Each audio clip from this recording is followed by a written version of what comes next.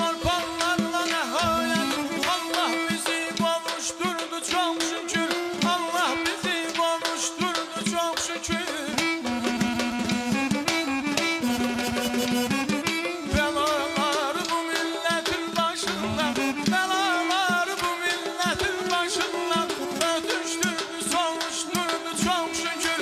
Ötüştürdü savuşturdu çok şükür.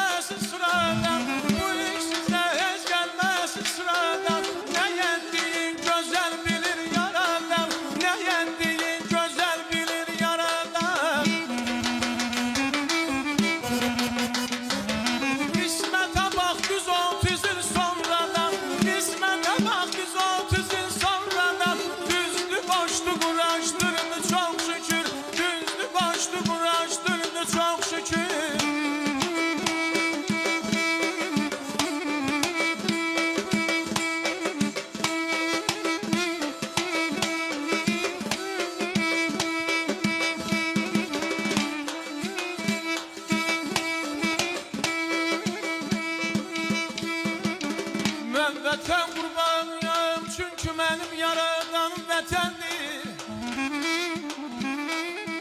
Oy, mən vətən qurbanıyam, çünki mənim yaradanım vətəndir.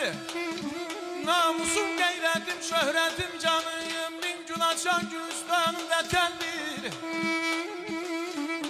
Oy, vətəndir, məskənim vətəndir anamı. Mən ona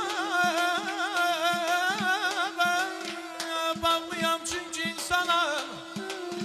İstərəm başıma duram dolanam. Min gün açan Gülistan vətəndir. Bay bay bay aman aman ey.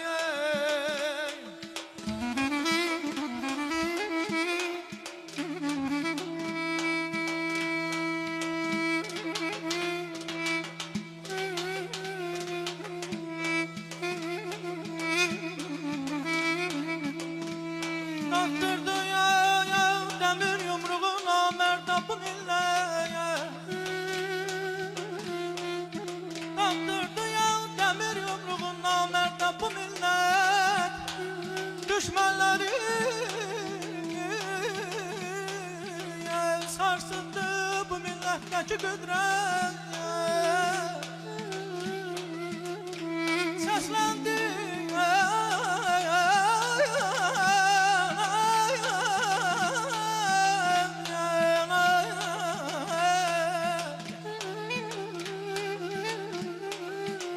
Səsləndi könül nəğməsi cənnət uşağımızdan. İlhamlı igidlərlə, ilhamlı igidlərlə bitib getdi bu həsrət. Aman, ay aman çıxıb qıllar əskərimin qılıncı. Təmizləyir başımdakı qaxıncı, təmizləyir başımdakı qaxıncı. Ay buradan qələbənin sevinci.